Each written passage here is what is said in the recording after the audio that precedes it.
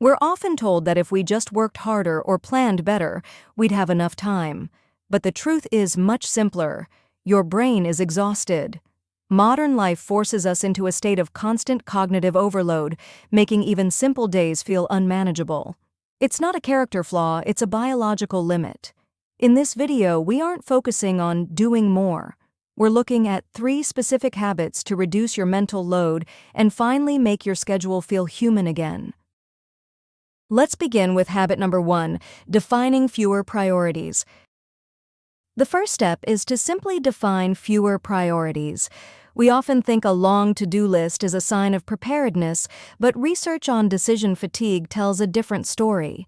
Every single item on that list is a tiny drain on your mental energy.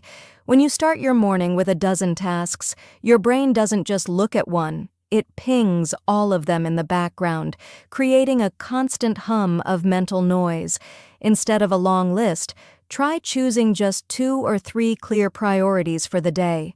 This isn't about doing less, it's about quieting that internal negotiation. By giving your attention fewer directions to pull in, you stop wasting energy on deciding what to do and finally have the space to actually do it. Moving on to the second habit, time blocking. We often think of jumping between tasks as multitasking, but studies on task switching reveal the hidden cost. Your brain doesn't actually switch instantly. A part of your attention stays tethered to the last thing you were doing, leaving your focus fractured and making even simple work feel much heavier than it needs to be. Time blocking is the antidote to that friction. By grouping similar tasks together, you aren't just managing your clock, you're protecting your energy. Instead of constantly asking yourself, "What's next?" and forcing your brain to reset, you dedicate specific blocks to one type of thinking. This isn't about being a slave to a rigid schedule. It's about reducing transitions, giving your attention the space it needs to actually settle and do its best work.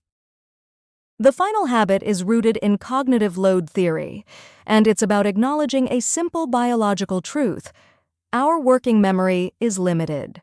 When we look at a task that feels large or vague, our brain doesn't just see a project, it sees a threat. It tries to hold every moving part at once, which quickly leads to that familiar feeling of being stuck or overwhelmed. That's not a lack of willpower, it's just your brain running out of room. By breaking tasks into small concrete steps, you immediately lower that mental load. Instead of telling yourself to finish the project, just define the very next action. Open the file, write the first paragraph, organize just one section. These tiny steps reduce resistance because they actually fit within the natural limits of your attention. They make starting feel safe again. If your days feel out of control, remember, the problem isn't the clock, it's the load. By defining fewer priorities, blocking your time, and shrinking your tasks, you aren't forcing productivity. You are simply building a world that respects how your brain actually works. But structure is only half the battle. Once you've built the frame, you have to protect what's inside. In our next video, we'll explore the art of the shield, how to guard your newfound attention and energy from the constant interruptions of the modern world. Subscribe so you don't miss it.